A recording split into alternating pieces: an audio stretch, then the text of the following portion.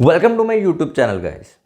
तो आज हम बात करने वाले हैं फिनक्वेरी में एक ऐसे क्वेश्चन की जो हमसे बार बार पूछा जाता है। आज हम फिनक्वेरी में मल्टीपल क्वेश्चन आंसर ना करके एक क्वेश्चन आंसर करेंगे जो हमसे बहुत लोगों ने बार बार पूछा है। वो क्वेश्चन है कि मेरे पास कोई फॉर्मल एजुकेशन नहीं है फाइनेंस में, मैंने अपनी ग्रेजुएशन या पोस्ट ग्रेजुएशन में फाइनेंस नहीं पढ़ा। या फिर दूसरा सवाल जो इसी के साथ आता है वो आता है कि I am too old to learn finance, यानी कि मैं बहुत शायद मेरी बहुत ज़्यादा एज हो गई, आई एम 30+, आई एम 28+, मैं इन्वेस्टिंग या ट्रेडिंग सीखने के लिए आई एम टू ओल्ड। तो इस सवाल का जवाब मैं एक स्टोरी से देना चाहता हूँ। ये स्टोरी है राधा कृष्ण दमानी की। राधा कृष्ण दमानी बहुत ही ज़्यादा रिस्पेक्टेड ट्रेडर एंड इन्वेस्टर हैं इंडियन स्टॉक मार्केट में। ये वो हैं जो इंडियन वॉरेन बफे मानने वाले राकेश झुनझुनवाला जिन्हें अपना मेंटोर मानते हैं, जिन्होंने उन्हें वैल्यू इन्वेस्टिंग के फंडे बताए, सिखाए, उन्हें मार्केट से इंट्रोड्यूस किया। तो राधा कृष्ण दमानी के बारे में पहले हम थोड़ा सा उनकी हिस्ट्री के बारे में जान लेते हैं। He is a college drop out, तो उनकी भी कोई फॉर्मल एजुकेशन नहीं है। उनके फादर का एक बॉल बेरिंग्स का बिजनेस था जिसका स्टॉक मार्केट से अगेन कुछ लेना देना नहीं है। उन्होंने वो अपने फादर के साथ बॉल बेयरिंग का ही काम करते थे कॉलेज ड्रॉप आउट करने के बाद, बट उनकी फादर की डेथ के बाद उनका बिजनेस वो डाउन हो गया और उन्होंने अपने ब्रदर के स्टॉक ब्रोकिंग के बिजनेस को ज्वाइन किया at the age of 32 with no prior knowledge in stock market. मतलब कि बिना किसी स्टॉक मार्केट की नॉलेज के उन्होंने 32 साल की उम्र में 32 ईयर्स की एज में स्टॉक ब्रोकिंग या स्टॉक इन्वेस्टिंग स्टार्ट की। तो इससे लेट तो आप नहीं होंगे, आई एम प्रेटी श्योर। तो अगर आप 32 से हैं और तब भी आप इंडिया के one of the best stock traders और स्टॉक इन्वेस्टर बन सकते हैं। उनकी आज के टाइम में नेट वर्थ है $1.1 बिलियन और इंडिया के ऑलमोस्ट 7th रिचेस्ट पर्सन में वो आते हैं। इतनी रिस्पेक्ट उन्होंने कमाई मार्केट में। He was the one guy जो हर्षद मेहता स्कैम जिन्होंने ऑलमोस्ट एक्सपोज किया, और जो हर्षद मेहता के साथ जो बिग बुल थे 1995-1996 में, उनके साथ उन्होंने कहा कि कंपनी ओवर वैल्यूड और वो मार्केट को मैनुपुलेट कर रहे हैं। उन्होंने उन्हें एक्सपोज किया और उन्हें कंटिन्यूसली शॉर्ट किया, जिसके बाद से उनकी मार्केट में रिस्पेक्ट और उनकी ट्रेड्स की वैल्यू बहुत ज़्यादा बढ़ गई। लॉन्ग टर्म इन्वेस्टमेंट्स में भी उन्होंने HDFC जैसे बढ़िया बढ़िया शेयर्स निकाले और उनमें लॉन्ग टर्म इन्वेस्ट किया।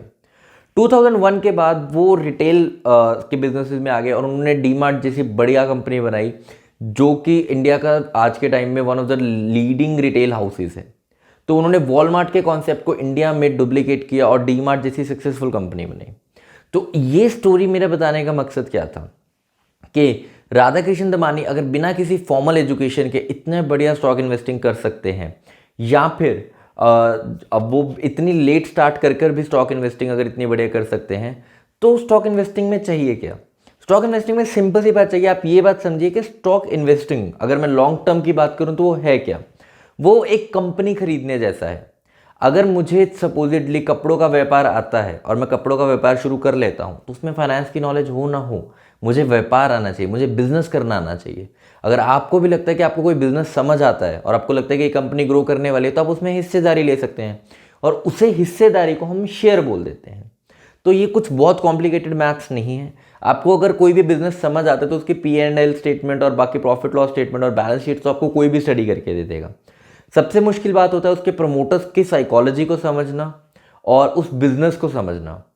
दूसरी बात ये होती है कि मार्केट के ट्रेंड को समझना। मार्केट है क्या? मास साइकोलॉजी, यानी कि मार्केट एक टोटलिटी अगर 1000 लोगों की है, 1 करोड़ लोगों की है, 10 लाख लोगों की है, वो किस तरह से मार्केट को सोच रहे हैं, अगर आप वो समझ सकते हैं तो स्टॉक मार्केट की और स्टॉक इन्वेस्टिंग की दुनिया आपके लिए सही है, रिगार्डलेस कि आपकी फाइनेंशियल एजुकेशन क्या है, आपने फॉर्मल एजुकेशन फाइनेंस में ली है या नहीं ली है, या फिर आप किस एज से स्टार्ट कर रहे हैं। अगर मैं अपनी बात करूं तो मेरे पास भी कोई फॉर्मल एजुकेशन नहीं है फाइनेंस की, बट मेरे पास एक ज़ील थी फाइनेंस सीखने की। तो पिछले 7 सालों से मैंने कंटिन्यूसली फाइनेंस सीखा है ताकि मैं एक अच्छे रिजल्ट ला सकूं। तो फाइनेंस सिंपली ज़ील की गेम है कि आप कितना ज़्यादा सीखते हैं, आप धंधा कितना ज़्यादा समझते हैं, आपको बिजनेस कितना समझ आता है। अगर आपको बिजनेस समझ आता है, स्टॉक मार्केट आपके लिए बहुत प्रॉफिटेबल और बहुत अच्छा होने वाला है। तो इस चीज़ से बिल्कुल मत डरिए कि आप लेट हो गए हैं या फिर क्या आपके पास फॉर्मल एजुकेशन नहीं है। एक बहुत ही बढ़िया कोट है कि the best time to invest was 10 years back,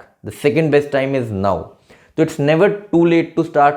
आप अभी भी स्टार्ट कर सकते हैं। स्टार्ट कीजिए, start investing, start growing your wealth. आप अपनी वेल्थ क्रिएट करिए। और वेल्थ क्रिएट करने का एक लौता जो मात्र तरीका है वो है मार्केट्स ही है, चाहे वो स्टॉक मार्केट है, चाहे वो क्रिप्टो मार्केट है। तो आपको मार्केट्स में जहाँ पे आपकी सस्टेनेबल ग्रोथ नहीं है, जहाँ पे आपकी प्रिडिक्टेबल ग्रोथ नहीं है, आप प्रिडिक्ट नहीं कर सकते ये रेंट पे कितना है, तो उसमें आपको अनप्रिडिक्टेड नंबर्स में आपका वो नंबर बहुत बड़ा भी हो सकता है, बहुत कम भी हो सकता है। तो you have to play that odds. जिस दिन आप ये ऑड्स खेलना शुरू कर देंगे उस दिन ही आपकी लाइफ में बहुत आप मेजर चेंजेस देखेंगे। तो गाइज, हैप्पी इन्वेस्टिंग, इन्वेस्ट करते रहिए, grow your wealth. See you in the next video.